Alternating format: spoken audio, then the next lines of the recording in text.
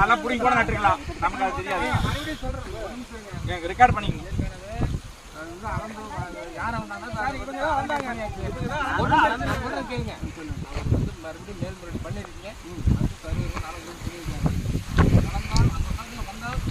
ஆனா அன்னைக்கே எடுத்துடணும், ஏன்னா நாங்க போக முடியாது. அதுக்காக தான் நான் ஏன் கேன்சல் பண்ணீங்க?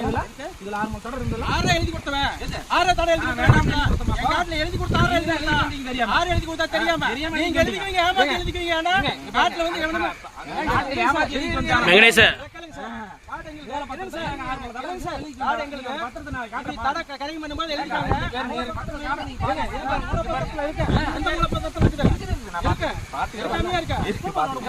என்ன இந்த காட்ட தடை